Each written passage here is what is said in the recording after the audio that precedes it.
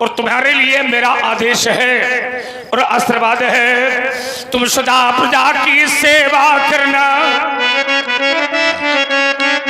तुम सदा प्रजा की सेवा करना, निज धर्मों का पालन करना। ये मार्ग पर व्यवधान कभी यदि मार्ग पर व्यवधान कभी, उन व्यवधानों से मत डरना, उन व्यवधानों से मत डरना। जब ऐसा करोगे राजन तो तुम्हारे यश के फूल खिलेंगे, आशीष हमारा विदेह तुम्हें, तुम्हें घर बैठे भगवान मिलेंगे, कल्याण हो तुम्हारा। सिय बोलाए प्रणाम करावा, प्रणाम करावा। बेटी मेरे समीप आओ। ये भार्गव श्री परशुराम जी हैं, अपने दोनों हाथों को जोड़कर इनके पादार बिंदों में प्रणाम करो बेटी। एक बार मैं कैलाश में गया था, भगवान शंकर के समीप पर बैठी थी, झांकी का दर्शन किया था मैंने। समय पर तो विराजमान ब्रह्मा के समीप पर बैठी हुई ब्रह्माणी का दर्शन किया था मैंने। क्षीर सागर पर लेटे भगवान विष्णु के चरणों को दाबती हुई माता लक्ष्मी का दर्शन किया था मैंने। आज मैं इस कन्या की ओर देखता, मुझे ऐसा लगता मानो यदि आना था तुम, यदि आना था तुम, ये मिथिला में सुजान भाल लिए तो एक बार माता इस राम को बताना था, ये धरना था तुम्हें वो काली का रूप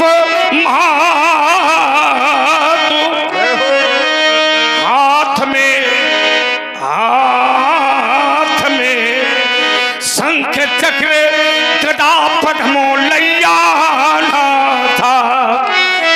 यदि आना था तुम्हें वह बैकुंठ छोड़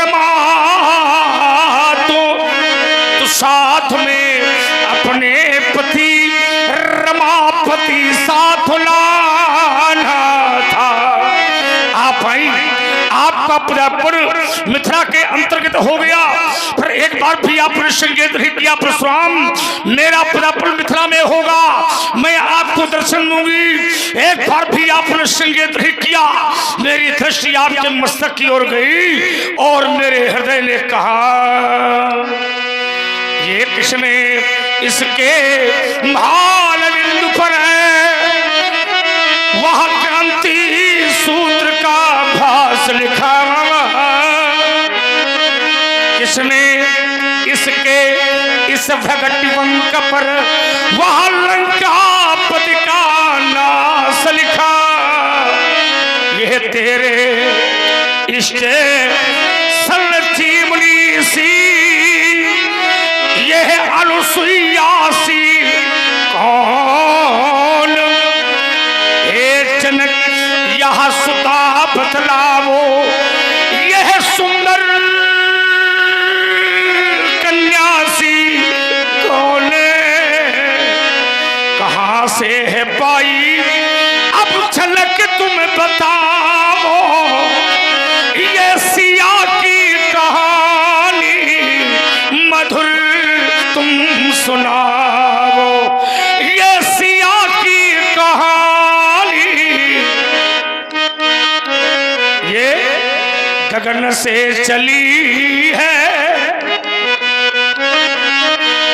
गगन से चली है और धरा से मिली है, गगन से चली है और धरा से मिली है। अब सुनावो सुनावो जनकिया वो सिया की कहानी, ए सुनावो जनकिया वो कथा वो पुरानी, कहाँ से है पाई ये सिया ये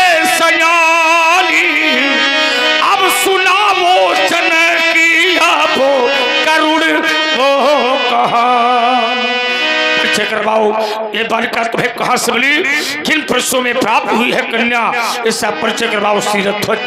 भगवान, एक समय मैं संभल ग्राम के निकट पुंडरी क्षेत्र में यज्ञ कार्य के निमित्त हल करसर करने के लिए उद्यत हुआ। यज्ञ भूमि विशुद्ध अर्थम करसतो लांग लेने में सीता मुखात समुत्पन्ना कन्या का शुभ लक्षणा तथा सिरध्वजो यज्ञ यज्ञार्थम करसतो महिम सीता शिराग्रतो जाता तस्मा सिरध्वजा स्मृता। बेटी का नाम सीता है, चाहता हूँ आशीर्वाद प्रदान करें भगवान। वही कन्या है जो तुम्हें धरती से मिली है। हाँ भगवान। 12 वर्ष दुकाल पर जाने के पश्चात भी तुमने अपने धीरज धर्म मित्र और नारी आपातकाल पर रखी चारी, और देवर्षि नारद के कहने पर तुमने सोने का हल चलाया। देवर्षि नारद ने कहा जनक तुम सोने का हल चलाओ, और जिस समय सोने का हल चलाओगे तुम्हारे यहाँ का दुकाल समाप्त हो जाएगा। देवर्षि नारद ये भी कह सकते थे तुम सोने का ना चला के चांदी का चलाओ, कह सकते थे लोहे का चलाओ। इसका मतलब है कि देवर्षि नारद कुछ न कुछ जानते थे। देवर्षि नारद ये जानते थे कि जब सोने का हल सोने के घड़े से टकराएगा तो सोने के घड़े से प्रकट हुई कन्या के द्वारा सोने की लंका में रहने वाले रावण का विनाश हो जाएगा। इसलिए देवर्षि नारद तुम सोने का हल चलाओ, और तुमने सोने का हल चलाया और ये सुंदर कन्या दिव्य बालिका है तुम्हारी, और मेरा आशीर्वाद तुम्हारी बालिका के प्रति है। ये कन्या की देन है जो मनुष्य भर बनता है बर। यदि संसार में कन्या न होती कोई भी प्राणी भर नहीं बन सकता था। यदि संसार में कन्या न होती कोई व्यवहार न होता। यदि संसार में कन्या न होती ये सृष्टि का सार न होता। और यदि संसार में कन्या न होती कोई रिश्तेदार ना होता। तभी मेरे आचार्य कहते हैं पानी नवाक्यम भूमुलुतोयम, है ना, क्या बढ़िया दिव्य मूर्ति है, और मेरा आशीर्वाद मूर्ति प्रति है। क्या है, मनोजन का गौरव सीता, पर तू वसुधा का सम्मान बन गई।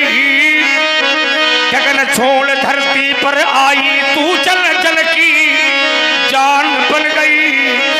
सदा पति की सेवा करना, पर नहीं निज धर्मों का पालन करना। ये आदेश है व्यासी। आशीष यही, आशीर्वाद यही, अखंड सौभाग्यवती रहना। अखंड सौभाग्यवती हो, सास ससुर की सेवा करो, पति की सेवा करो, संत महात्माओं की सेवा करो, अखंड सौभाग्यवती हो। ले जाओ आशीष दीन सखी गलतानी, निज समाज ले गई सजानी।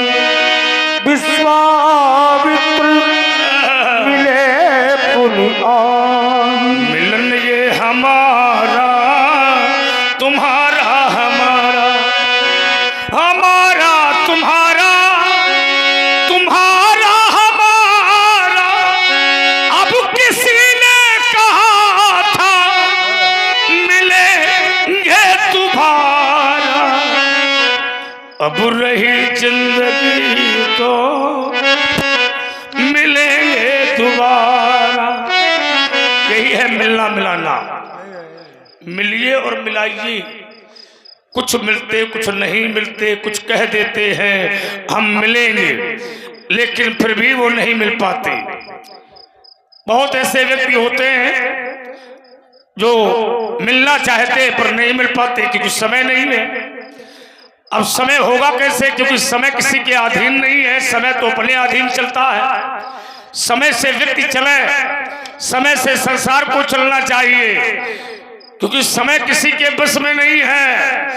समय तो स्वयं में स्वतंत्र है। सूर्य जब निकलता वो कहता मैं आ गया, क्योंकि मैं समय से हूं। सूर्य निकलता मैं कहता आ गया। सूर्य कहता तुम्हारी आयु में एक दिन बढ़ गया, पर वही सूर्य जब सायंकाल जाता तो कहता तुम्हारी आयु में एक दिन घट गया। आता तो संकेत करता है तुम्हारी आयु में एक दिन बढ़ गया, लेकिन वही सूर्य जब जाता है तो कहता है तुम्हारी आयु में एक दिन घट गया। कभी कभी व्यक्ति एक साथ में रहता है, परिवार में रहता है, लेकिन फिर भी समय नहीं है, नहीं मिल पाता। पिता पुत्र से नहीं मिल पाता है, पुत्र माता से नहीं मिल पाता है, भाई भाई से नहीं मिल पाता, पड़ोसी पड़ोसी से नहीं मिल पाता है। ये समय है। आज मिथिला के अंतर्गत महर्षि विश्वामित्र जी का आगमन हो गया और 88,000 महात्माओं के साथ में सानिध्य में चलने वाले ऐसे महापुरुष महात्मा विश्वामित्र का दर्शन हुआ, हृदय मिलकर गदगद हो गया। और बड़े पुराने हमारे रिश्तेदार भी हैं विश्वामित्र जी। विश्वामित्र जी की बड़ी बहन सतवती मेरे बाबा श्री ऋषि महाराज को ब्याही है। मेरी दादी वर्तमान समय में कोष्ठी नदी के रूप में बह रही है। मेरे पिता के मामा, मेरे पिता हमारे बाबा, मैं बहुत छोटा था, 5 वर्ष की आयु में इन्हीं कंधों पर बैठ करके रेवा नदी समुद्र के किनारे किनारे घूमा करता था। क्या आनंद का जीवन था। आज मैंने बाबा को देखा तो हृदय में एक बचपन की याद पुनर्जन्म ले रही है और हृदय कहता है मैं फिर बाबा के कंधे पर बैठ जाऊं। क्यों? हाँ, ऐसा मत करना। अब क्यों? बुढ़ापा का शरीर है, बुढ़ापा का शरीर है। देखो नाती चाहे जवान हो जाए, बाबा चाहे जितना बूढ़ा हो जाए, लेकिन यदि नाती बाबा से कह देगा बाबा बैठा ले, तो बाबा बैठा लेगा। क्यों व्यासी? अब बाबा के बैठने की उम्र है। हाँ, बाबा के बैठे, ठीक कहा आपने। क्योंकि नाती जब छोटा होता है तो बाबा जवान होता है, बाबा के कंधे मजबूत होते हैं, बाबा के हाथ पैर मजबूत होते हैं। लेकिन वही बाबा यदि बूढ़ा हो जाए, नाती जवान हो जाए, नाती के कंधे मजबूत हो जाए, नाती के हाथ पैर मजबूत हो जाए, तो ये नाती का धर्म है बूढ़े बाबा को अपने कंधे पर बैठावे और बाबा के उच्च स्थान पर पहुंचावे। और सब कुशलता है, सभी प्रकार की कुशलता है। पद सरोज हमारे सानिध्य में रहने वाले धर्मात्मा मेरे जो भाई भार्गव परशुराम जी को प्रणाम करो।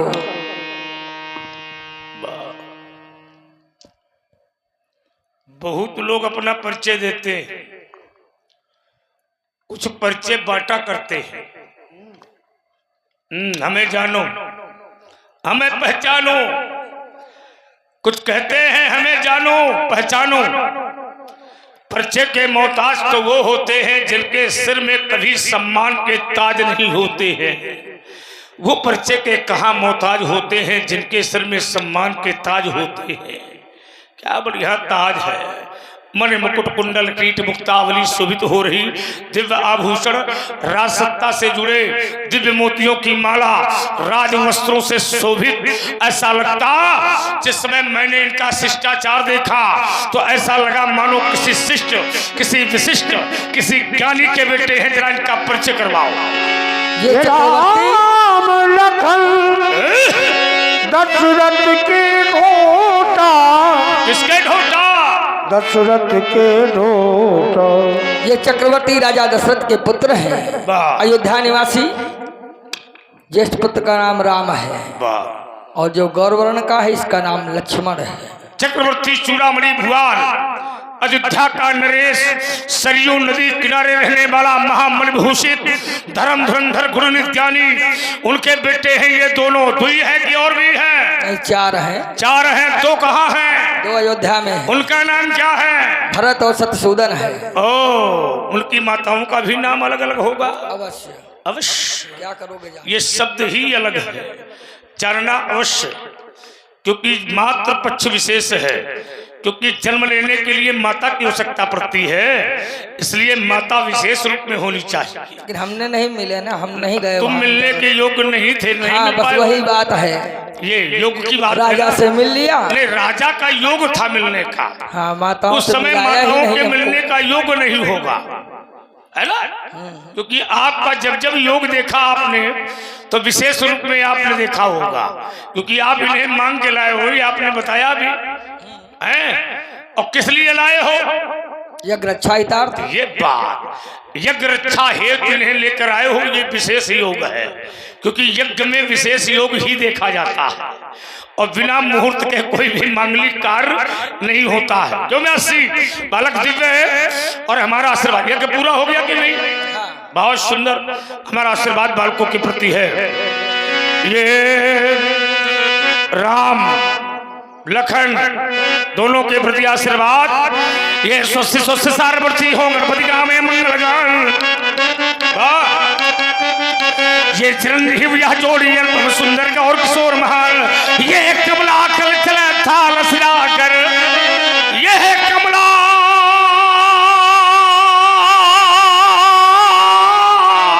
कल चला था लसरा कर, यह आरत करने को या में, ये सुर किन्नर गंधर्व आदि, ये सुमन मार्ग में बिखरा में, ये देव तुम्हारे सरग जग हो आते, ये तुम्हारे सरग जग हो, यह सदा शेष साई भगवान, ये दसों दिशाएं रस गाती हो पर कभी न हो इनका अनुसार, ये कभी न चिंता की ज्वाला में और चले थे हैं बालों की अभिलाषा से ही हमारी, छवि देखो इन लालों की, राजपुत्रों ममवा क्यों कहीं लोग से अनाथ रहा, हरि सन्मुखम नयम प्राप्ति, दीर्घायु राम लक्ष्मण दीर्घायु भो, पुनः पुनः आशीर्वाद ले जाओ। बहुर बिलोक विदेह सन कहु कागियत वीर, पूछत जान अजान जिम व्याप्य मुको शरीर। सुधा का सम्राट हृदयुगी राष्ट्रीय ये बैठे हैं सारे महिपाल, ये स्वर्ग से देवों का वाहन कैसा, ये कहीं कारण भीड़ भरी है, ये भीड़ का वाहन कैसा। समाचार कज जनक सुनाए, यही कारण महीप सब आए। यही कारण महीप सब आए। इन महिपालों के आने का एक ही कारण है भगवान, वो कारण है बेटी सीता। सीता ने उठा लिया धनु को, तो मैंने भीषण प्रण कर डाला, जो धनुष उठावे और तोड़े, सीता पहनावे जयमाला।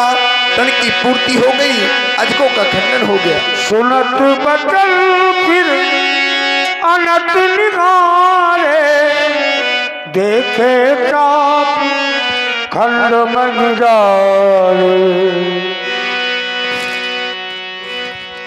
देखे चाप खंड मंजारे।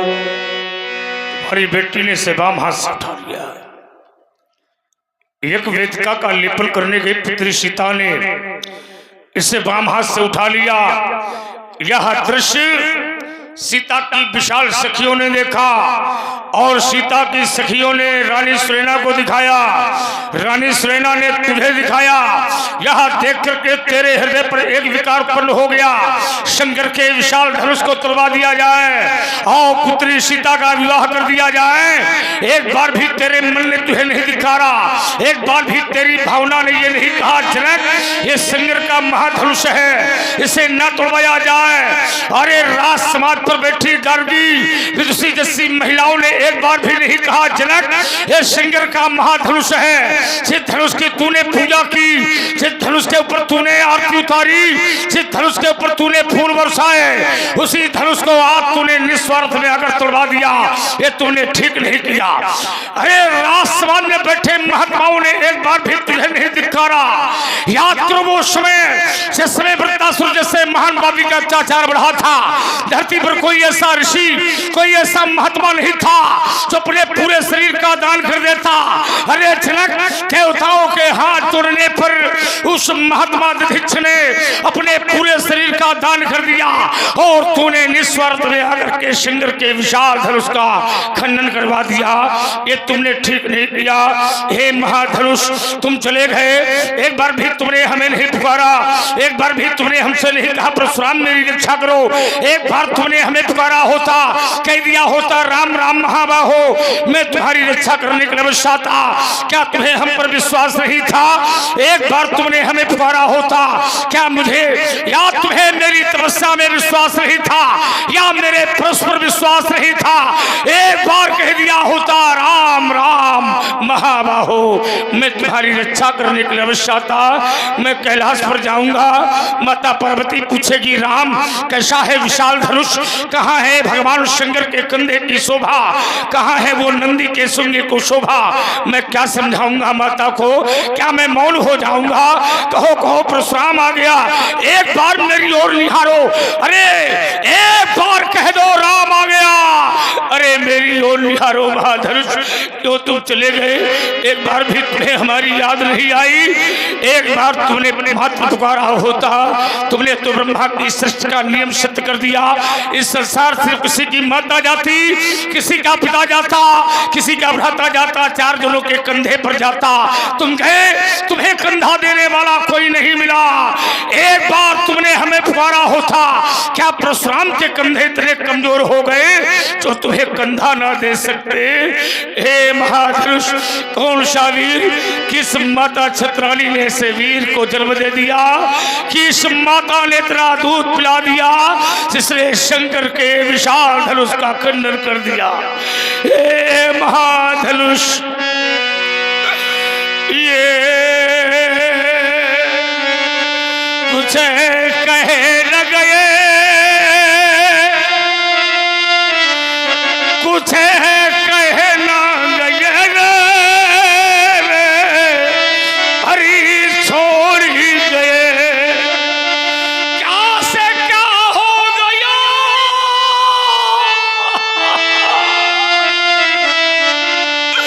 देखते देखते जो न सोचा न था बस वही हो गया। ये जिसने तोड़ा है महाधनुष, मैं बदला अवश्य चुकाऊंगा, यदि ऐसा ना कर पाऊं अजी को, मैं जीते जी मर जाऊंगा। हे शिव शंकर, हे गंगाधर, अब जागो जागो हे अविनाशी, क्या हिला नहीं यह कैलाश तुम्हारा, धनु शंभु तरा तरा टूट गया, क्या मुझे पर भी विश्वास नहीं था, या धरती अंबर ही नहीं था, बारी तोड़ गया अमली पर, और मैं भी तेरे पास नहीं था। एक बार तुमने हमें पुकारा होता, मैं तुम्हारी रक्षा करने के लिए अवश्य आता। इस ब्रह्मा की सृष्टि में जो भी आता महाधनुष, जो पहले सुखी होता उसे अंतिम में दुख पाना पड़ता, जो कभी पछताया नहीं उसे एक न एक दिन पछताना ही पड़ता, जो फूल खिलता है बाग में सदा उसे एक ना एक दिन तो मुरझाना ही पड़ता है। सुख पाता रहा जीवन भर सदा, देखो उसे अंत समय दुख पाना पड़ा, पछताया नहीं जीवन में कभी, उसे अंत समय पछताना पड़ा। जो फूल खिला था बगिया में उसे अंत समय मुरझाना पड़ा। यह विधि का विधान अकाट यही, जिसे आना पड़ा उसे जाना पड़ा। मैं तुम्हें अंतिम प्रणाम करता, तुम चले गए इस बात का कष्ट नहीं, तोड़ने वाले ने तोड़ दिया इस बात का कष्ट नहीं, पर तुम्हें तोड़कर धरती पर फेंक दिया इस बात का विशाल कष्ट है। अदृश्य बोले बोले बचन कठोरा कहु जन जनक धनुष कही तो ये कोरा किस्सा उन्हें बता योगी राम नहीं, ये बहुत कठोरा है। क्या कहता नहीं उत्तर, ये मूल है क्या उसे तुरंत इसके तोड़ा है।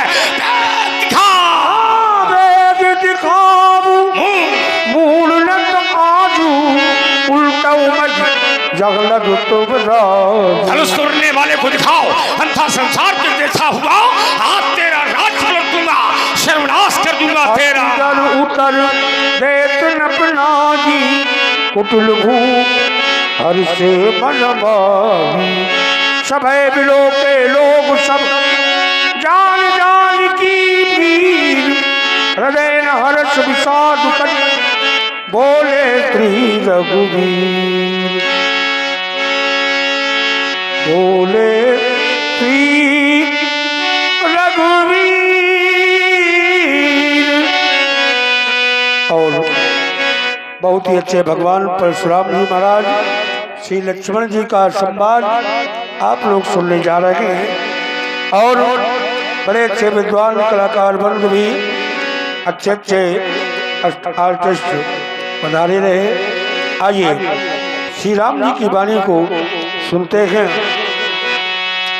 सभय बिलो के लोग सब जान जान की भी हृदय न हर्ष विषाद कच बोले श्री रघुवीर।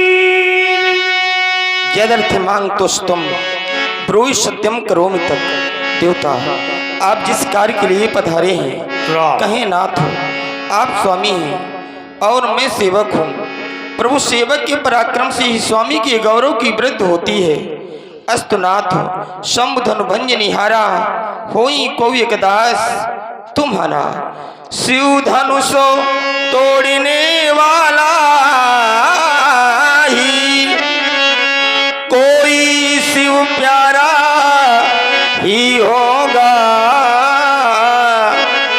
जिसने ऐसा अपराध किया वह दास आपका ही होगा। जो कृपा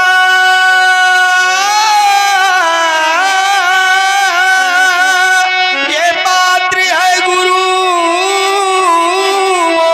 का, वह कभी किसी को डर सकता है। किसी पर हो ये कृपा इन ब्राह्मणों की, यह कार्य वही करो सकता है। तो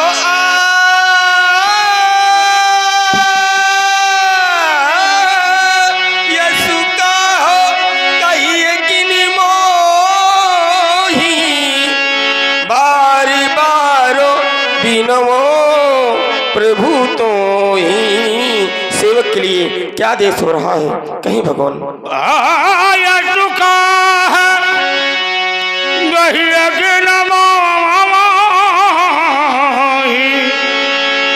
तो सुनर साय बोले मुनि तो ही, सुनर साय बोले मुनि तो ही। सेवक जो करे सेवकाई और करनी कर ही लड़ाई। सुनहु राम जो शिव धन तोरा चाह स्वभाव समसोरित मोरा। सेवा करने वाला है मेरी सेवा करे और कार्य करने वाला लड़ाई करे, अंधा समस्त राजा मारे जाएंगे। ये मेरी अंतिम घोषणा है राम। सुन मुनि बचन लखन मुस्कान बोले परस धरही अखबारी। सुना सभी लोगों ने धनुष तोड़ने वाले के विरोध में परशुराम जी महाराज का वक्तव्य। कहने धनुष तोड़ने वाला मेरा शत्रु है और शत्रु यदि न मिला तो करेंगे क्या। कह रहे हैं नत मारी जाई है सब राजा, सभी राजा मारे जाएंगे। मैंने तो यह जाना है कि यह ब्रह्मा की धरती है और ब्रह्मा की धरती का नियम ये कहता है कि कर्म प्रधान विश्व करी राखा और जो जस करे सो तस फल चाखा। जो व्यक्ति जैसा कर्म करता है उसको वैसा फल प्राप्त होता है। तो कर्म किया है धनुष तोड़ने वाले ने। ध्यान दो जरा, इधर उधर ध्यान न दो, है ना। जितनी देर हो जाए मन से हो जाए, क्योंकि अति विचित्र भगवंत गति को जग जाने जो। हाँ, तो धनुष तोड़ने वाले ने कर्म किया है तो फिर नियम के अनुसार दंड भी तोड़ने वाले को ही मिलना चाहिए। लेकिन परशुराम जी का एक नियम लगे है कि तोड़ने वाला यदि नहीं मिला तो सब राजा मारे जाएंगे। हमें लगता कहीं के प्रशासनिक अधिकारी बना दिए जाओ तो सुरक्षा व्यवस्था ही समाप्त हो जाए। काम एक व्यक्ति करे, हमारे पूरे गांव के लोग जाएं, काम एक व्यक्ति करे और हमारे पूरे नगरवासी जाएं, ये तो बात समझ में नहीं आती है। क्योंकि नियम यही है कि जो जस करे सो तस फल चाखा। तो कर्म जब धनुष तोड़ने वाले ने किया है तो फिर दंड इन राजाओं को आप क्यों दे रहे हैं, यह बात हमारी समझ में नहीं आ रही है। रही बात धनुष टूट गया है, धनुष यदि नहीं टूटता तो जनक की कन्या का विवाह नहीं हो पाता, और किसी की कन्या का विवाह हो जाए ये तो बड़ी अच्छी बात है, मांगलिक कार्य है, धार्मिक कार्य है, सब प्रसन्न हैं। कन्या का विवाह हुआ है तो सब प्रसन्न हैं। कन्या के विवाह में महाराज सब लोग सहयोग की भावना रखते हैं, आपस सहयोग की भावना रखो, ये मारपीट की बातें न करो, है ना। सब प्रसन्न है, आपो प्रसन्न हो जाओ। आज तो एक ही धनुष टूटा है, हमने अपने बचपन में बहुत तोड़े, तब आपने कभी ऐसा क्रोध नहीं किया, बहु धनुही तोरी लरिकाई, लेकिन कबहुन अशरीस कीन गोसाई, कभी आपने ऐसा क्रोध नहीं किया। तो क्या इस धनुष से आपको ममता है? और यदि ममता है तो उसका हेतु क्या है, उसका कारण क्या है? यही धनु पर ममता की हेतु। देखो, कन्या से हमारा कोई विरोध नहीं है। कन्या के मांगलिक कार्य में परशुराम का कोई विरोध नहीं है। अगर कन्या के मांगलिक कार्य से हमारा कोई विरोध होता तो हमने सीता को आशीर्वाद न दिया होता, और सीता को मैंने अखंड सौभाग्यवती का आशीर्वाद दिया है। अर्थ ये निकल के आया कि कन्या के विवाह में कोई अवरोधक नहीं है, माने कोई बाधा नहीं है। कन्या का विवाह होना चाहिए। और तुमने कहा कि यदि शंकर का धनुष न टूटता तो सीता का विवाह न होता। अच्छा, शंकर का धनुष न टूटता तो सीता का विवाह न होता, ये कैसे हो सकता था? क्योंकि शास्त्र तो ये कहता है कि सीता को माता पार्वती ने वरदान दे दिया था कि सुन सिय सत्य आशीष हमारी, पूजी मन कामना तुम्हारी, मन जाहि नाचो मिली सोबर, सहज सुंदर सावरो, करुणा निधान सुजानशील स्नेह जानत रामरो। तो जब माता पार्वती ने आशीर्वाद दे दिया है तो क्या पार्वती का आशीर्वाद मिथ्या हो जाएगा? क्या पार्वती का वरदान झूठा हो जाएगा? नहीं लक्ष्मण, देवी और देवताओं का दिया गया वरदान, देवी देवताओं का दिया गया आशीर्वाद, ये कभी मिथ्या नहीं होता बेटे। चिंतन करिए, यदि देवता और देवियों की वाणी झूठी होने लगेगी तो संसार के मनुष्य विश्वास किसमें करेंगे? इसलिए देवताओं की वाणी और देवियों की वाणी कभी मिथ्या नहीं होती है। दूसरी बात, तुमने कहा परशुराम जी, एक चिंतन तुमने दिया, तुमने कहा ये कर्म की धरती है और कर्म की धरती पर खड़े होकर के जो जैसा कर्म करता है वैसा उसे फल भोगना पड़ता है। देखो, ये ब्रह्मा की सृष्टि है और ब्रह्मा की सृष्टि ये अपवाद से सनी हुई है। जहां जीवन है वही मृत्यु है, जहां जन्म है वही मृत्यु है, जहां यश है वही अपयश है, जहां दिन है वही रात है, जहां लाभ है वही हानि है। बेटे, इसका चिंतन करिए। जहां सम्मान है वही अपमान है। सम्मानित व्यक्ति डरता किससे है? अपमान से। बहुत सुंदर है। ये ब्रह्मा की सृष्टि है, ये कर्ता कोई है, भोक्ता कोई है। देखिए, यहाँ पर ब्रह्मा की सृष्टि का एक नियम नहीं, ये अपवाद भी है कि करने वाला एक होता है और भोगने वाले अनेक होते हैं। एक अपराध करता है और भोगते अनेक हैं। विचार करना, जैसे घर का मुखिया बिगड़ जाए तो परिवार अपने आप बिगड़ जाता है, देश बिगड़ जाए तो अपने आप विचार करना, राजा की दृष्टि होती है और राजा की वृष्टि नहीं होती है। अब जरा विचार करो, राजा बिगड़ जाए तो प्रजा बिगड़ जाती है, ये नियम है। विचार करना, क्यों? जैसे तुम्हारे वंश में एक राजा हुआ जिसका नाम था हरिश्चंद्र। हरिश्चंद्र ने वचन लिया था और वचन दिया था वरुण देवता को, लेकिन संकल्प लिया हरिश्चंद्र ने, लेकिन भोगना पड़ा किसको? तारा को, उसकी पत्नी तारा को, उसके पुत्र रोहित को भोगना पड़ा। तो अगर कर्म है तो हरिश्चंद्र को भोगना चाहिए, फिर उसकी पत्नी तारा ने क्यों भोगा? फिर उसके पुत्र हरिश्चंद्र के पुत्र रोहित ने क्यों भोगा? क्योंकि कर्म तो हरिश्चंद्र ने किया था, तो उसका परिणाम पत्नी और बच्चों को भोगना पड़ा है। क्योंकि नियम तो ये कहता है कि काहू न को सुख दुख कर दाता, निज कृत कर्म भोग सब भ्राता। तो करता एक है तो फिर भोगते अनेक क्यों हैं? विचार करना, रे न बालक कालवश बोलत तो ही न सभार, धनु ही शंत्र पुरार धन विदित सकल संसार। आइए महाराज, आपने जो बातें रखी उसका हम उत्तर करें। हमने एक बात कही थी कि कन्या का विवाह हुआ है, और जब किसी की कन्या का विवाह होता है तो पड़ोसी व्यक्ति भी सहयोग की भावना रखता है कि जितना हो सके बन जाए, कोई बाधा न होए।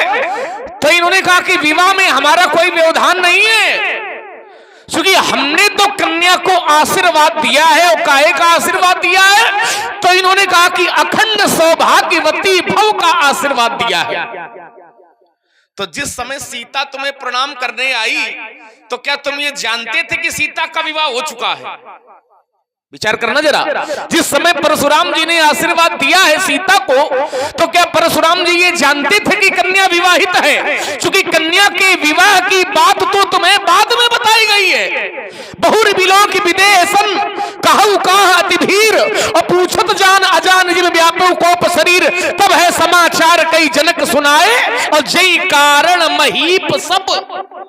और महीपों के आने का कारण क्या है? तो कहा दीप दीप के भूपति नाना, आए सुन जो हम प्रण ठाना। प्रण के कारण ये राजा आए हैं। और जनक का प्रण क्या है? जनक का प्रण यही है कि जो धनुष तोड़ेगा उसके साथ सीता का विवाह होगा। तो सीता की विवाह की बात तो तुम्हें बाद में पता चली है। तो जिस समय सीता तुम्हें विवाह करने आई, उस समय परशुराम जी की जानकारी में यह नहीं था कि सीता का विवाह हो चुका है। और जब विवाह हो चुका है ये बात जानकारी में नहीं थी, तो फिर तुमने अखंड सौभाग्यवती भव का आशीर्वाद कैसे दे दिया? विचार करिए जरा। और फिर यदि अखंड सौभाग्यवती भव का आशीर्वाद दिया, हम तो दोनों ओर से फंदा कसेंगे। यदि अखंड सौभाग्यवती भव का आशीर्वाद दिया, तो धनुष तोड़ने वाला ही सीता का पति है। फिर तुम्हें धनुष तोड़ने वाले को शत्रु नहीं मानना चाहिए, फिर धनुष तोड़ने वाले को मारने की बात नहीं करनी चाहिए, लड़ाई लड़ने की बात नहीं करनी चाहिए। क्योंकि जब कन्या को आशीर्वाद दे चुके हो कि अखंड सौभाग्यवती भव, और धनुष तोड़ने वाला कन्या का सुहाग है और उससे लड़ाई लड़ने की बात कर रहे हो, तो फिर अखंड सौभाग्यवती भव का आशीर्वाद बचेगा कि टूटेगा? चिंतन आप करो जरा कि कन्या के विवाह में हो कि सहयोग में हो। अच्छा, सहयोग में यदि हो तो कन्या को आशीर्वाद दिया और कन्या के पति को मारने के लिए घूम रहे हो, तो ये सहयोग हुआ? नारी का धर्म ये होता है, एक ही धर्म एक व्रत नेमा, और काय वचन मन पति पद प्रेमा। यदि नारी का पति सुरक्षित है तो नारी के पास सारे सुख हैं, और पति यदि सुरक्षित नहीं है तो सारे सुख होने के बाद भी वो दुखी है। विचार करिए जरा एक बात। दूसरी बात, आपने कहा कि पार्वती जी ने आशीर्वाद दे दिया है सीता को। ये बात तुमने नहीं बताई, और ये बात हमें बिल्कुल पता नहीं थी। नई बात आपने बिल्कुल बताई। और क्या नई बात बताई? कि पार्वती माता ने आशीर्वाद दे दिया है सीता को। और कहां का प्रमाण दिया? तो जो छंद आपने पढ़ा है, मनुजाहि राचो मिले ही सोबर सहज सुंदर श्यामरो, करुणा निधान सुजानशील स्नेह जानत रामरो। तो कहा यही भांति गौरी असीस सुन सिय सहित ही हरसी अली। माता जी ने आशीर्वाद दिया है सीता को, ये बात सीता जानती है, और सी सहित ही हरसी अली। अली माने सखी, सीता जी जानती है और सीता की सखी जानती है, क्योंकि सीता की सखी सीता जी के साथ मंदिर में गई थी। और माता जी ने मंदिर में आशीर्वाद दिया है, तो सीता ने सुना और सीता की सखी ने सुना। तुम वहां का घंटा बजा रहे थे का? तुमने कहां से सुन लिया? हाँ, क्या वहां कर रहे थे भाई? ये तो रहस्य की बात है। माता पार्वती ने माता सीता को आशीर्वाद दिया, तो सीता वहां गई और सीता की सखी गई, तो दोनों लोगों ने सुना। और तुम वहां क्या कर रहे थे जो सुन लिया? तो ये बात हमारी जानकारी में तो थी नहीं, लेकिन आपने बताया कि माता पार्वती ने ये आशीर्वाद दिया है। हाँ, तो माता पार्वती ने क्या आशीर्वाद दिया है कि मनु जाहि राचे मिले सोबर, तुम जिसको मन में रमा लोगी वो तुम्हें वर के रूप में मिलेगा। और हमने ये कहा था कि यदि धनुष अब नहीं टूटेगा तो सीता का विवाह होने वाला। राजा जनक प्रण पहले कर चुके हैं और माता पार्वती ने आशीर्वाद बाद में दिया है। तो क्षत्रिय मर सकता है लेकिन प्रण से पीछे पैर नहीं हटा सकता है। जनक है क्षत्रिय, और फिर जनक की जानकारी में भी ये बात नहीं है कि माता पार्वती ने हमारी पुत्री को आशीर्वाद दे दिया है। ये तो आप अपनी बात बता रहे हो, तो इस पर चिंतन करिए। एक बढ़िया बात आपने कही, आपने कहा कि देवी देवताओं के वरदान या श्राप कभी झूठे नहीं होते, मिथ्या नहीं होते। हाँ, नहीं होते, लेकिन वो भगवान यदि चाह लेगा तो देवी देवताओं के वरदान और श्राप भी झूठे हो जाते हैं। प्रमाण मैं आपको दे रहा हूं। अच्छा, भक्त की प्रहलाद की बुआ का नाम होलिका था, और होलिका को ये वरदान तो था कि तुम आग में बैठोगे लेकिन फिर भी तुम जलने वाली नहीं हो। लेकिन होलिका जब गोद में प्रहलाद को लेकर के बैठ गई तो वरदान एक किनारे रखा रहा, होलिका जल करके राख हो गई, लेकिन वरदान वहां काम नहीं आया। और परशुराम जी कह रहे वरदान झूठा नहीं हो सकता है। तो जब झूठा नहीं हो सकता है तो होलिका को वरदान था, होलिका जल करके राख हो गई, लेकिन प्रहलाद का मां बाल बाका नहीं हुआ। तो इस पर भी आप चिंतन करें। अंतिम बात आपकी, आपने कहा कि कर्ता कोई है, भोक्ता कोई है, और करे अपराध को और पाओ फल भोग। न महाराज, ये केवल हमें देखने में लगता है कि अपराध कोई करता है और फल कोई भोग रहा है, लेकिन जब गहराई में जाओगे तो निर्णय यही मिलेगा कि कर्म प्रधान विश्व करी राखा, और जो जस करे। क्योंकि कर्म भी कई प्रकार के होते हैं, 3 प्रकार के कर्म होते हैं, हमें देखने में ऐसा लगता है। अब एक उदाहरण से बात हम समझा दें बड़ी सरल तरीके से, और सब लोग समझ जाएंगे। देखने में ऐसा लगता है कि बताओ अपराध दूसरे ने किया, फल दूसरा भोग रहा, लेकिन ना, गहराई में पूछोगे तो जिसने किया है वही भोगेगा। एक व्यक्ति मार्ग से जा रहा था, ध्यान देना, मार्ग से जा रहा था तो आम का बगीचा दिखाई पड़ा, और जब आम का बगीचा दिखाई पड़ा तो आम खाने का मन हुआ। तो आम को देखा नेत्रों ने, नेत्र देख सकते हैं लेकिन आम तक जा नहीं सकते हैं। देखा नेत्रों ने, गए पैर जा सकते हैं लेकिन तोड़ नहीं सकते हैं। तोड़ा हाथों ने, हाथ तोड़ सकते हैं लेकिन स्वाद नहीं ले सकते हैं। तो चखा जीभ ने, जीभ चख सकती है लेकिन रख नहीं सकती है। चखा जीभ ने और रखा पेट ने। इतने में बाग का मालिक आ गया, उसने पीछे से 2-4 पीठ में डंडे मार दिए। तो किसी ने कहा बस यही है, बताओ अपराध कोई करता है, फल कोई भोगता है। बताओ, तोड़ा किसी ने, स्वाद किसी ने लिया, चखा किसी ने, रखा किसी ने, और पिटी पीठ। तो पीठ का क्या दोष? बस यही है कि अपराध कोई करता है और फल कोई भोगता है। तो वहीं एक महात्मा जी बैठे थे, उन्होंने कहा चूक कर रहे हो, चूक ये कर रहे हो कि पिटी पीठ। तो रोया कौन? रोए नेत्र, और शुरू कहां से हुए थे? तो घूम करके फिर वहीं आना पड़ेगा कि कर्म प्रधान विश्व करी राखा, और जो जस करे सो तस फल। रही बात हरिश्चंद्र की, कि हरिश्चंद्र ने कर्म किया और तारा को भोगना पड़ा, रोहित को भोगना पड़ा, उसकी पत्नी और पुत्र को भोगना पड़ा। तो आप ये ध्यान दो कि तारा को भोगना पड़ा, पत्नी को भोगना पड़ा, और पुत्र को भोगना पड़ा। तो पत्नी पुत्र ने भले इस जन्म में कोई कर्म न किया हो, लेकिन पिछले जन्म में कुछ न कुछ कर्म ऐसा किया होगा जो इसको ये पाप का फल भोगना पड़ा है। नहीं तो चिंतन करो कि हरिश्चंद्र की पत्नी तारा हुई और पुत्र रोहित हुआ, तो हरिश्चंद्र की पत्नी तारा काय बनी। संसार में इतनी नारियां, जरा चिंतन करना, अपने ऊपर भी इतनी नारियां हैं, लेकिन कभी चिंतन करो कि हमारी पत्नी यही काय बनी। तो इसके कुछ न कुछ कर्म ऐसे रहे होंगे जो पति रूप में हम इसको प्राप्त हुए हैं, और हमारे भी कुछ न कुछ कर्म ऐसे रहे होंगे कि पत्नी रूप में ये हमें प्राप्त हुई है। संसार का कोई भी संबंध बनता है तो बिना कर्म के वो संबंध बनने वाला। तो रोहित और पत्नी तारा ने कुछ न कुछ कर्म ऐसे किए होंगे जो राजा हरिश्चंद्र उनको पति और पिता के रूप में प्राप्त हुआ। तो बिना कर्म के संसार का कोई फल नहीं है। एक बात कह करके मैं रुकता हूं, केवल एक प्रमाण, भगवान के यहां देर है लेकिन अंधेर। एक वाक्य में उत्तर है, शुभ अरु अशुभ कर्म अनुहारी और ईश देत फल हृदय। कर्मों का फल मिलेगा आज, नहीं तो। मैं अपनी बात रोकता हूं। देखो बात कुछ रसो वैसा की व्यवस्था है। हाँ बिल्कुल, खिलाओ पिलाओ इसको जो है। तुम्हें तो मतलब नहीं है, क्योंकि घंटे से उत्तर मिल रहा है।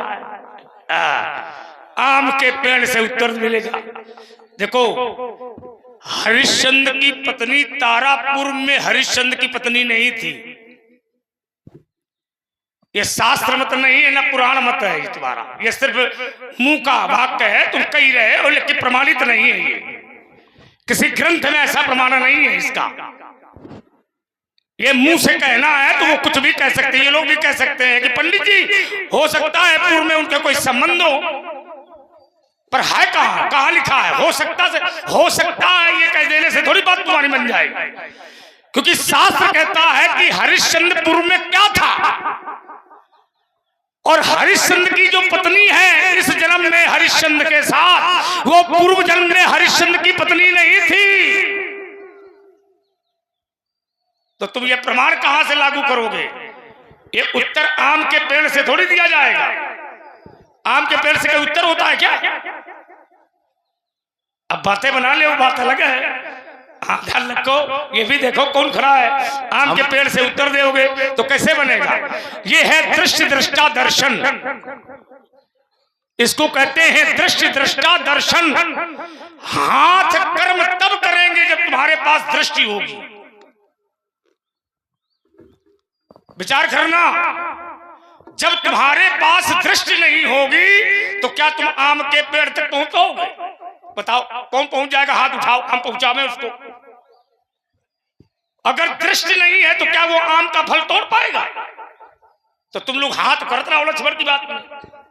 तो लड़े लागो, मारे नहीं, न लड़ना है न मारना है। बात ये है कि सच्चाई क्या है। हम कहते हैं आंखें नहीं होंगी तो क्या पैर जा पाएंगे अपने आप जहां आम का फल लगा है? फिर राम भद्राचार, समस्या यही है।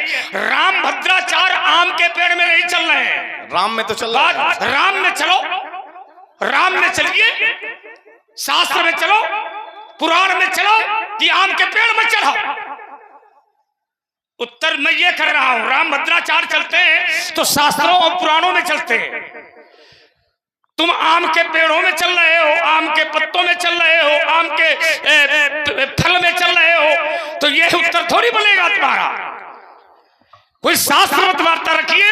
अब जैसे तुमने होलिका का उत्तर दिया तुमने, अब होलिका का वरदान झूठा कहा था?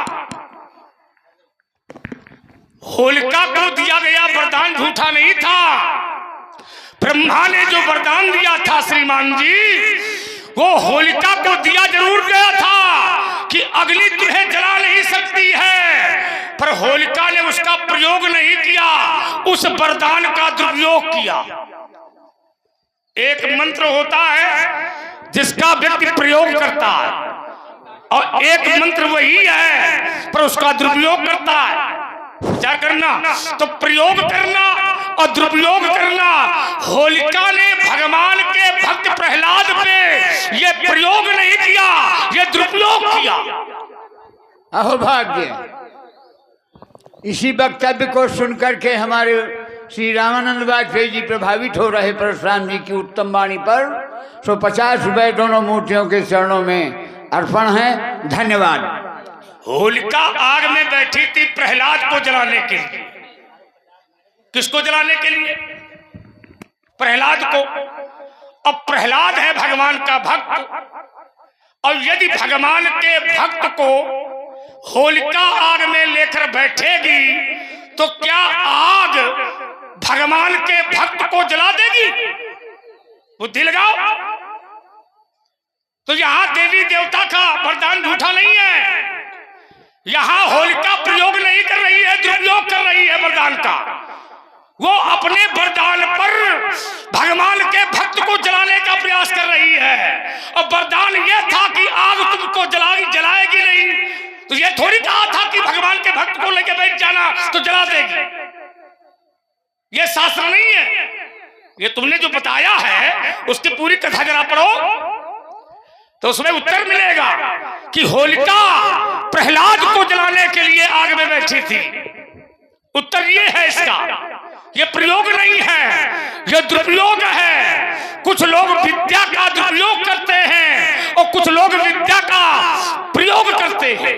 दोनों में अंतर है। प्रयोग वाला व्यक्ति बड़ाई की पात्र होता है और दुरुपयोग करने वाला व्यक्ति बड़ाई का पात्र नहीं होता है, वो विरोध का पात्र होता है। विचार करना।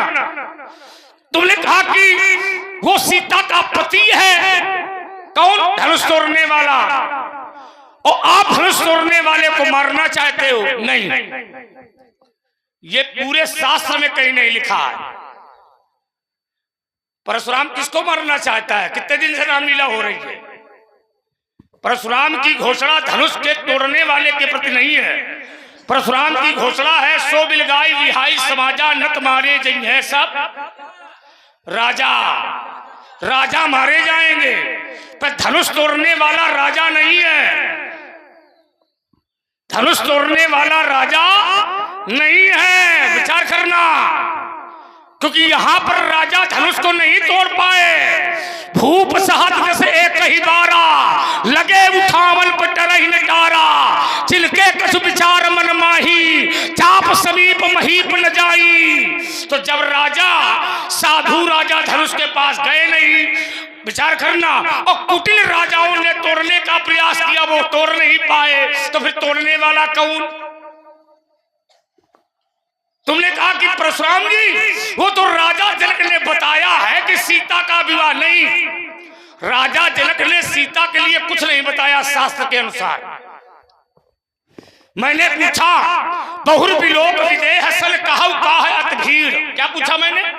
कहु का अति भीड़। ये भीड़ क्यों लगी है? तो राजा जनक ने बताया कि समाचार कही जनक सुनाए और जही कारण महीप सब। तो राजा किस कारण से आए हैं? राजा आए हैं राजा जनक के पल को सुन करके। उत्तर तुमने दिया। द्वीप द्वीप के भूपति नाना और आए सुनी हम जो पल ठाना। ये राजा आए हैं जनक के पल को सुन करके। ये राजा जनक ने मुझे बताया। तब मैंने देखा सुनत बचन फिर अनत निहारे और देखे चाप खंड मही तारे। तब अतरिश बोले बचन कठोरा और कहु जर जनक धनुष के तोरा। विचार करना। तो वहां पर सीता का कोई संबंध नहीं है। अब तुमने कहा कि पंडित जी आपने कैसे जान लिया कि सीता सौभाग्यवती है? विचार करना।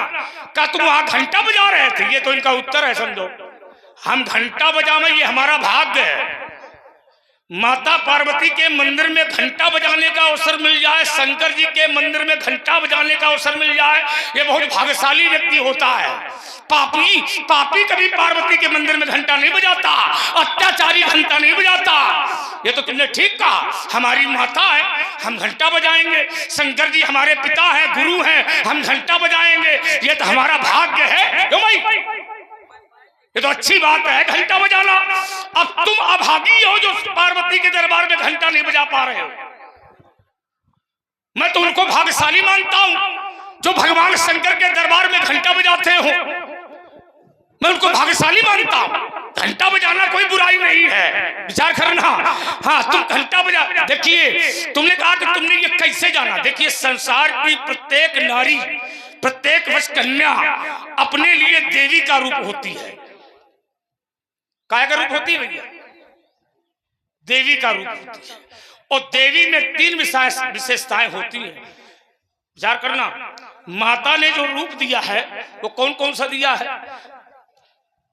जिस समय वो गई गई भवानी भवन बहोरी, तो माता से कहा कि मोर मनोरथ जानव नीके। विचार करना, चिंतन करिएगा। तो माता ने उस मनोरथ माने कामना, कामना माने इच्छा, इच्छा को प्रकट किया। तो माता ने पुनः उस इच्छा को समझा, तो खसिए माल मूरत मुस्कानी, और जब मुस्कुराई तो उसने कहा कि सुन सी सत्य आशीष हमारी, और पूजी मन कामना तुम्हारी। नारद बचल सदा सुसाचा, सो पर मिली जाहि मन राचा। विचार करना। तो हमने कहा था ये शास्त्र कह रहा है, शास्त्र। कौन कह रहा है? शास्त्र। हाँ, आप परशुराम जी की सुंदर वाणी से प्रभावित होकर रामलीला कमेटी धर्मपुर के अध्यक्ष राम विशाल जी, राम दुलारे सिंह जी के द्वारा दोनों महानुभावों को 21 मुद्राएं सादर समर्पित हैं। बहुत बहुत धन्यवाद, बहुत बहुत साधुवाद। आप हैं स्कंद सिंह जी, कोषाध्यक्ष महोदय रामलीला कमेटी धर्मपुर। आपने दोनों महानुभावों के चरणों में क्रमशः 21 मुद्राएं सादर समर्पित किया है। बहुत बहुत धन्यवाद डॉक्टर साहब को, बहुत बहुत साधुवाद। और विचार करिएगा, तो अखंड सौभाग्यवती का आशीर्वाद जो दिया जाता है वो प्रत्येक वर्ग देव रूप में दे सकता है। सबको देने का अधिकार है, पिता को भी देने का अधिकार है, माता को भी देने का अधिकार है। ऐसा नहीं कि परशुराम को, अभी परशुराम ब्रह्मचारी है, परशुराम को तो पूरा अधिकार दिया गया है कि जो भी हमें प्रणाम करे भली भांत उसको आशीर्वाद देने का अधिकार है हमें, भली भांत, इसमें कोई वो नहीं है। तुमने एक शब्द लगाया था, तुमने कहा कर्म प्रधान विश्व करी राखा, तो तुमने कहा शुभ और अशुभ कर्म अनुहारी, और ईश देहि फल हृदय विचारी। ईश्वर फल देता है? नहीं, ईश्वर फल विचार कर तब देता है जब तुम्हारे कर्म अच्छे होते हैं। कर्म तुम करो, पर कर्म यदि तुम्हारे अच्छे नहीं हैं तो फिर परमात्मा को भी विचार करना पड़ेगा। विचार करना, कर्म सब करते, कर्म तो रावण भी करता। तो क्या रावण को कोई धर्मात्मा कहता? कोई कहता? बताओ भाई, जिसकी प्रवृत्ति जैसी होगी उस प्रवृत्ति के अनुसार ही उसकी पूजा होती है, क्योंकि कर्म ही पूजा है। ये नहीं कि परमात्मा तो विचार तब करेगा जब तुम्हारी प्रवृत्ति और कर्म दोनों देखेगा, और सामने वाले की प्रवृत्ति कैसी है इस पर विचार करता। अब जैसे राजा भानु प्रताप भानु राजा ने भी कर्म किया। अब जरा इसको जोड़े देता हूं थोड़े में। और राजा भानु प्रताप ने अकेले कर्म किया, अकेले। परसन लाग जब ही महिपाला, तो भई आकाशवाण इतहि काला, विप्र बंदी उठ उठ ग्रह जाऊ, और है बड़ी हानि अन्न जल खाहू। ईश्वर राखा धर्म हमारा आदि आज। तो जिस समय ब्राह्मणों ने श्राप दिया तो प्रताप भानु को अकेले श्राप नहीं दिया, जो कि कर्म कर रहा था अकेले, कर्म कर रहा था वो अकेले, बो रहा था सब कुछ अकेले। लेकिन जब श्राप दिया उन्होंने, तो उन्होंने कहा हो निशाचर जाहि नृप और मूढ़ सहित परिवार। क्यों? क्योंकि मुखिया मुख सो चाहिए खान पान को। विचार करना, चिंतन करिएगा आप लोग। तो भानु प्रताप राजा को जो श्राप दिया गया वो अकेले नहीं दिया गया। अब कोई ये कहे कि पूर्व जन्म में ऐसा था, तो पूर्व जन्म में तो वो धर्मात्मा था, इस जन्म में भी वो धर्मात्मा रहा, पर प्रवृत्ति और संगत, दृष्टांत और दृष्टि और दुष्टता के कारण ये सब है। लक्ष्मण जी विचार करिएगा, चिंतन करिए, फिर लाइए, फिर मैं कुछ न कुछ लाऊंगा। अब रुकोगे कि मतलब एक है प्रस्तुति में सब पूरा बोल दोगे, अब फिर बाद में ऊपर को दिखाते हो। हाँ नहीं, जल्दी निपटाओ, लेकिन छोटी छोटी बात हो, एक एक बात हो तो बढ़िया। नहीं, जल्दी न निपटाओ, आनंद से करो, जल्दीबाजी में। ये जो प्रसंग आपने रखा है ना, ध्यान जरा दो। ये जो प्रसंग आपने रखा है, हमने ये कहा था कि भगवान ईश्वर कर्म के आधार पर फल देते हैं। ये चौपाई हमने पढ़ी थी, शुभ और अशुभ कर्म अनुहारी, और ईश देत फल हृदय विचारी। और इसी का अर्थ आपने कर दिया, कोई नई बात तो रखी नहीं। आपने कहा ईश्वर फल देता है, यदि वो तुम्हारे बुरे कर्म देखेगा तो वो फल तुम्हें देगा। तो ये तो हम पहले कह चुके हैं। शुभ और अशुभ, यदि कर्म शुभ है तो भगवान शुभ फल देंगे, और कर्म यदि अशुभ है तो फिर भगवान बुरा फल देंगे। एक वाक्य आपने बोला, उसको हम पकड़ेंगे। बोलते बोलते बोल तो आप बहुत कुछ जाते हो। एक वाक्य इन्होंने बोला कि कर्म ही पूजा है। ये वाक्य गलत है। कर्म ही पूजा है, किसी वेद का वाक्य नहीं, किसी शास्त्र का वाक्य नहीं है। हम आम का बगीचा कह दें तो गड़बड़ है। और ये कर्म ही पूजा, ये कहां लिखा होता है? ये तो हाँ हम बताते हैं, कहा तुम बताना जरा। अब अपने कर्म में धैर्य से सुनो, जैसे हमने सुना है। कर्म ही पूजा है, किसी ग्रंथ का प्रमाण नहीं है। कर्म ही पूजा प्रायः वाहनों के पीछे लिखा होता है। वाहनों के पीछे लिखा है कि कर्म ही पूजा है। लेकिन आप चिंतन करो जरा कि क्या कर्म ही पूजा है? आपका वाक्य है कर्म ही पूजा है, और हमारा वाक्य है कर्म भी पूजा है।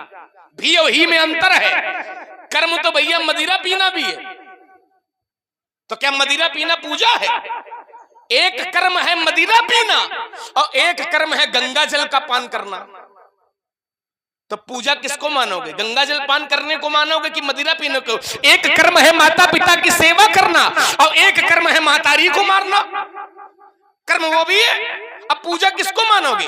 जिसमें माता पिता की सेवा की जा रही, उस कर्म को पूजा मानोगे। और जो माता पिता को मारे, मानई मात पिता नहीं देवा, साधु सन करवावई सेवा, जिनकी अस आचरण भवानी, ते निश्चर सब जानो प्राणी।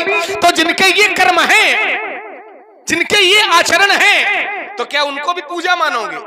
राम जी कर्म करते हैं, प्रातः काल उठ के रघुनाथा, और माता पिता गुरु नावई।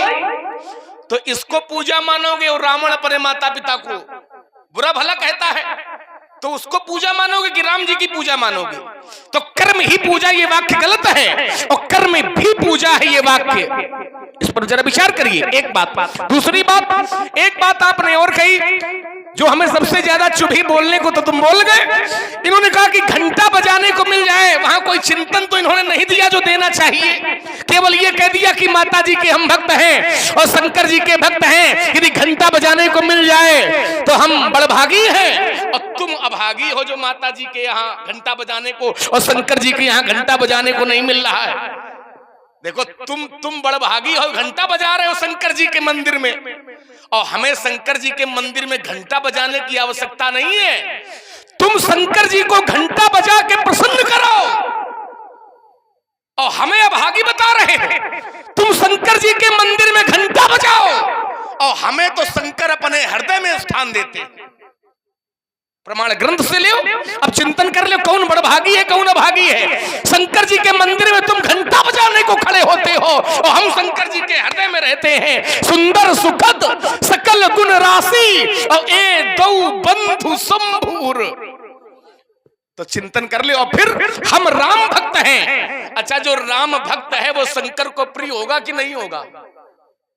जो राम का भक्त है, जो राम का भक्त नहीं, वो शंकर जी को कभी प्रिय होने वाला नहीं है। बिनु छल विश्वनाथ पद नेहू, और राम भगत कर लक्षण एहू। हम राम भक्त हैं तो हम बड़भागी हैं। तुम केवल घंटे बजाओ, प्रसाद बांटो, यहीं तक सीमा है तुम्हारी। खुलवाओ ना हमसे। हम तो शंकर के हृदय में निवास करते हैं, समझो। जो शंकर के मंदिर में खड़ा हुई के घंटा बजाए वो ज्यादा बड़भागी है, कि जो शंकर के हृदय में रहे वो ज्यादा बड़भागी। वाजपेयी जी को सुन ले, फिर हमें सुनो। हाँ, आज कुछ धारा बदली लग रही है, तो व्यवस्था भाषा शैली कुछ सही नहीं लग रही है। मैं शिवलखन सिंह जी धर्मपुर निवासी, आप भी रामलीला समिति के सक्रिय पदाधिकारी हैं। आपके द्वारा लक्ष्मण जी के सुंदर विचारों से प्रभावित होकर के 21 मुद्राएं दोनों महानुभावों के चरणों में सादर समर्पित हैं। बहुत बहुत साधुवाद, बहुत बहुत धन्यवाद। तो इस पर जरा विचार करिए। और फिर एक प्रमाण मैं दिए देता हूं, जहां बात लक्ष्मण की आती है तो आहा धन्य लक्ष्मण बड़ भागी, और राम पदार बिंदु अनुरागी। तो लक्ष्मण अभागी नहीं है। अब तुम्हें अभागी दिखाई पड़े, चूंकि तुम्हारे लिए समस्या है। ये होता है, जो समस्या होता है जिसके लिए वो उसको खराब दिखाई पड़ता है ना। अब एक चिंतन इस पर करिए। एक बात आपने और कही कि माता जी के भवन में सीता जी गई पार्वती जी के यहाँ, तो उन्होंने अपना मनोरथ जब प्रकट किया, ये वाक्य उन्होंने बोला था कि उन्होंने जब अपना मनोरथ प्रकट किया तो माता जी ने आशीर्वाद दे दिया। सीता जी ने पार्वती जी से मनोरथ प्रकट किए नहीं, तुम कहते हो प्रकट किया मनोरथ, तो उन्होंने आशीर्वाद दे दिया। और हम कहते हैं सीता जी ने अपना मनोरथ प्रकट ही नहीं किया है। तुम देना प्रमाण की प्रकट किया है और मैं प्रमाण देता हूं कि प्रकट नहीं किया है। गई भवानी भवन भोरी और बंद चरण बोली करजोरी, देव पूजी पद कमल तुम्हारे, सुर मंदर मुनि सब होई सुखारे, मोर मनोरथ जानऊ नीके, बसऊ सदा उरपुर सब ही के, और कीन्हऊ प्रकट न कारण ते ही। इसका क्या अर्थ है? कीन्हऊ प्रकट न माने नहीं, कीन्हऊ प्रकट, क्योंकि प्रकट उससे किया जाता है, अपनी इच्छा बताई उससे जाती है जो न जानता हो। ध्यान देना जरा, अपनी इच्छा उससे प्रकट की जाती है जो न जानता हो। लेकिन देवी जी क्या ऐसा है जो नहीं जानती है जो हम बताएं? वो तो सब कुछ जानती हैं। बसों सदा उड़पुर सब ही के, और जब सब कुछ जानती हैं तो फिर उनको बताने की आवश्यकता नहीं है, तो उन्होंने अपना कारण प्रकट ही नहीं किया है। और मानस में प्रमाण है कि इन्हों प्रकट न कारण ते ही, अस कही चरण गही वैदेही। और तुम बताना कि उन्होंने प्रकट किया है, ठीक है। जहां ये गई भवानी भवन बहोरी की बात है ना, बहोरी दोबारा पहले वाले मैंने बताने लगना, पूजा की नदी का अनुरागा आदि आदि, है ना, बहोरी दोबारा वाले की बात चल रही। अब आइए, इन्होंने कहा कि क्या क्या डिराज जात है? नहीं, डर यदि ऐसा कोई बात हो तो यहीं का रुक जाए, रुको, हाँ यहीं रुक गए। यदि ऐसी कोई बात है कि हम डिराएंगे काहे? जो राम के साथ है उसे किस बात की चिंता, हमारे साथ है रघुनाथ तो किस बात की चिंता। अब होलिका वाले में बात आपने लगभग वही प्रस्तुत कर दी। आपने कहा था कि देवी देवताओं का वरदान मिथ्या नहीं होता है, तो हमने ये कहा था कि भगवान यदि चाह लेंगे तो देवी देवताओं का वरदान और श्राप भी मिथ्या हो जाएगा। अब वही बात आपने कह दी कि भगवान के भक्त को वो जलाना चाहती थी होलिका, तो भगवान के भक्त को नहीं जला पाएंगी। तुम्हें इस बात पर रुकना चाहिए था कि देवी देवता का वरदान झूठा नहीं होता है, तो फिर चाहे जो कुछ होए फिर वरदान झूठा नहीं होना चाहिए था। हमने ये उत्तर दिया था कि होलिका प्रहलाद को जलाने का प्रयास कर रही थी, लेकिन प्रहलाद भगवान के भक्त हैं तो वरदान किनारे हो गया, लेकिन भक्त का बाल बांका। वही बात आपने कह दी, तो बात तुम हमारी कह रहे हो, केवल अपना नाम जोड़ देते हो। हाँ, अब भानु प्रताप वाली, अब देखिए भानु प्रताप को ले लो। इन्होंने कहा कि भानु प्रताप ने कर्म किया था और श्राप परिवार को भोगना पड़ा। अच्छा, भानु प्रताप ने कौन सा कर्म किया था? भानु प्रताप ने केवल ब्राह्मणों को नष्ट करने का कर्म नहीं किया था। क्या किया था? बल्कि ब्राह्मणों को पूरे परिवार सहित नष्ट करने का प्रयास किया था। एक दोहे का चरण में पढ़ रहा हूं भानु प्रताप के ही प्रसंग से। बरे माने वर्ण किया, ब्राह्मणों को जिस समय बुलाया गया तो केवल ब्राह्मणों को नहीं बुलाया गया। बरे तुरंत, सत माने 100, सहस माने 1000, बरे तुरंत सत सहस पर, विप्र माने ब्राह्मण, विप्र आगे वाला शब्द कुटुंब समेत, कुटुंब माने परिवार। ब्राह्मणों को परिवार के सहित बुलाया गया था और योजना ये थी कि परिवार के सहित ब्राह्मणों को नष्ट किया जाए। तब बदले में ब्राह्मणों ने भी परिवार के सहित राक्षस होने का श्राप। तो बात तो वही आ गई कि जैसा कर्म तुमने किया वैसा फल तुम्हें। तुमने हमें परिवार सहित नष्ट करने की योजना बनाई, तो हम तुम्हें परिवार के सहित नष्ट करने की योजना। तो बात तो घूम करके आओगे वहां, चक्कर चाहे जितना लगाओ। हमने ये कहा था कि यदि तारा, तो आपने कहा किसी शास्त्र में ऐसा नहीं है कि तारा वो पत्नी थी और रोहित पुत्र था, बात ये नहीं थी। हमने ये कहा था कि चाहे पत्नी बने, हो सकता है इस जन्म में कोई दूसरी पत्नी हमारी, अगले जन्म में कोई दूसरी पत्नी बनेगी। पत्नी पुत्र बदलेंगे, माता पिता बदलेंगे, सब कुछ बदलेगा। बदले के मिलेगा कौन? तो हमारे कर्म के अनुसार ही वो हमें। भले तारा पहले जन्म में किसी दूसरे की पत्नी रही हो, लेकिन अब हरिश्चंद्र को मिली है तो कुछ न कुछ तारा के कर्म रहे होंगे जो हरिश्चंद्र की पत्नी उसको बनना पड़ा, और रोहित के कुछ न कुछ कर्म रहे होंगे जो पिता हरिश्चंद्र के रूप में। जैसे एक उदाहरण देकर के मैं अपनी बात समाप्त करता हूं, ज्यादा नहीं बोलूंगा, है ना। जैसे पुत्र तो रामो जी बने, अब पुत्र रावण भी है किसी का, लेकिन चिंतन करो कि राम जी दशरथ के पुत्र काहे बने? राम जी दशरथ ही के पुत्र क्यों बने? तो दशरथ ने कुछ न कुछ कर्म ऐसे किए हैं जिसके कारण राम जैसे बेटे का जन्म उनके घर में हुआ है, और रावण के यहाँ कुछ तो कुछ गड़बड़ी हुई है जिसके कारण रावण जैसे पुत्र का जन्म उनके घर में। तो संबंध भी कोई बनेगा, चाहे पत्नी का बने चाहे पुत्र का बने, बिना कर्म के बनने वाला नहीं है। कर्मणा जायते जंतु कर्मण्ये विलीयते और सुखम दुखम भयम क्षेमम कर्मण्ये वा विपद्यते। कर्म से ही जन्म है और कर्म से ही मृत्यु है। तो बिना कर्म का फल भोगना पड़ेगा।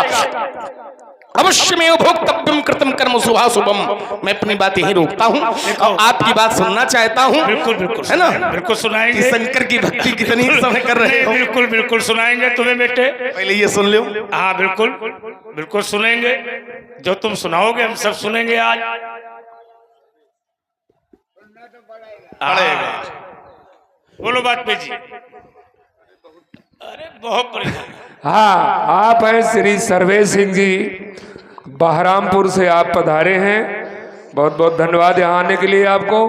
आपने 51 मुद्राएं भगवान परशुराम जी के चरणों में, 51 मुद्राएं भगवान लक्ष्मण जी के चरणों में और 51 मुद्राएं रामलीला कमेटी को 101 रुपया रामलीला कमेटी को सहयोग के रूप में प्रदान किया है। सर्वेश सिंह को बहुत बहुत धन्यवाद, बहुत बहुत आशीर्वाद। देखो बात घूम रही है थोड़ा थोड़ा, और समझने वाले समझ रहे हैं। दशरथ ने कर्म किए हैं, विचार करना। तो कर्म किए हैं तो कर्म क्या किए हैं? तपस्या की है, तपस्या की है, वरदान मांगा है तो राम आए गए। लेकिन हरिश्चंद्र को कौन सा ऐसा कर्म किया जिससे वो पत्नी मिली? भाई दशरथ ने, बात पे जी ध्यान से सुन लो, लक्ष्मण की बात ध्यान से सुनते हो, हमारी बात सुन लो। कश्यप अदित महातप कीन्हा, तिनका मैं पूरब बरदीन्हा, ते दशरथ कौशल्या रूपा और कौशलपुरी प्रकट नरभूपा, तिनके गृह अवतरी हो जाई और रघुकुल तिलक सोचारी भाई। पावनपुरी नहीं रुक जा, चुप पर आप भी चले। अब सुन लो अब ये यही क्रम गड़बड़ होता है। हाँ बर्दाश्त भी करो, बर्दाश्त करना पड़ेगा। हम बोलो, हम बोले नहीं रहे आपके बीच में, आप बोलो। अब ये क्या कर रहे हो? अब क्या कर रहे हो? अब ये अतिरिक्त बोल रहे तो बोल रहे हैं। हम अतिरिक्त नहीं, मैं चौपाई बोल रहा हूँ। मैं अतिरिक्त क्या बोल रहा हूँ? मैं तुम्हें प्रमाण दे रहा हूँ, उसको सुनिए। भाई दशरथ ने कर्म किए, मनु शतरूपा ने तपस्या की, विधि हरिहर तप देखी अपारा, मनु समूह पर आए बहुबारा, ठाढ़े रहे एक पग देऊ, करई हार साग पलखंदा, सुमिरई ब्रह्म सच्चिदानंदा, मांग मांग भर भई न बानी, तो उन्होंने मांगा चाहूं तुम ही समान सुत। तो राम जी आ गए, बात समझना। पर हरिश्चंद्र ने क्या किया ये प्रमाण तुम कैसे दे पाओगे? क्योंकि शास्त्र में है नहीं। और पूर्व जन्म में हरिश्चंद्र को कोई ऐसा वरदान नहीं है जिसमें कि ये रोहित तुमको मिलेगा और तुम्हारी पत्नी तारा मिलेगी। विचार करना। तो तुम्हारा ये जुड़ाव बनेगा कैसे? भाई जुड़ाव बन नहीं रहा है। हरिश्चंद्र के वंशज हो चाहे पुरखा हो, हमें कोई लेना देना नहीं है। जब ये घर का उत्तर नहीं दे पा रहे तो पड़ोसी का कहां से देंगे? भाई वंश का उत्तर तो वंश वाले दे सकते हैं। विचार करिए। और तुम्हारे वंश का मामला तो दशरथ जी ने तपस्या की है, तो तपस्या के कारण 4 बेटे मिले हैं। 32 हो चाहे 100 पीढ़ी हो, इससे मतलब नहीं है। आपका कहने का मतलब है कि 32 पीढ़ी महाराज हो गई होंगी, तो हमने कहा 32 पीढ़ी वाली बात नहीं है। यहाँ पर बात यह है कि हरिश्चंद्र ने कौन सा ऐसा कर्म किया जिसमें उसकी पत्नी तारा मिली? ऐसा कर्म क्या किया जिससे रोहित मिला? और कर्म किया था हरिश्चंद्र ने, वरुण देवता की तपस्या अकेले हरिश्चंद्र ने की थी, अकेले। और वरदान दिया था वरुण देवता ने हरिश्चंद्र को अकेले। तो फिर तारा ने क्यों भोगा? जब कर्म करने वाला एक है तो पत्नी और पुत्र क्यों भोग रहा है? विचार करना, चिंतन करिएगा। अब देखो तुमने एक बहाना बेटे बना लिया है ना, अरे बरसन दो, थोड़ी देर बरसना चाहिए, इसका भी आनंद लेते चले, भागिए नहीं, बस जब तक हम खड़े हैं तब तक न भागो। यज्ञ में वर्षा अवश्य गए। ये मांगलिक है और ये धनुष यज्ञ सफल हो गया इनका, है ना। जहाँ वर्षा हो जाए, 2 बूंद गिर जाए, मानो मंगल हो गया। आइए जरा चिंतन करिएगा। तुमने कहा, हमने पहले कहा था। जब हम खड़े हैं तो ये काहे उतार काहे रहे, इसको भी रहने दो। बात पे जी, इन्होंने कहा हमने पहले कहा था कि भगवान है, भगवान चाहेगा तो भगवान चाहेगा तो भगवान वरदान को मिथ्या नहीं कर रहा। वहां भगवान अपने भक्त की रक्षा कर रहा है, और भक्त की रक्षा करना यह भगवान का निजी धर्म है।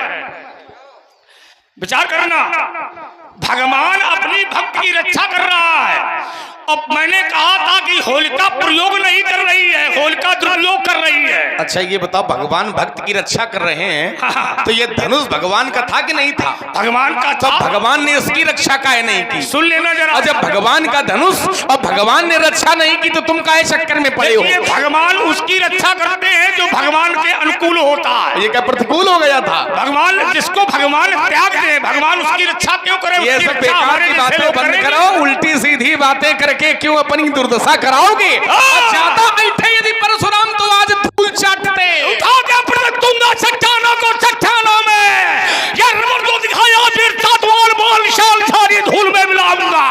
लाश में सिंगी या विश्वास तुम्हारे चोचलंकित है, ये कैसा पता खड़ाए है, याद समझाता हूँ, समझ जाओ। दशरथ के नंदन, या सस्ता परशुराम न कहा मैंने। क्या किया जाए, यात्रा तो बढ़िया प्रारंभ हुई थी।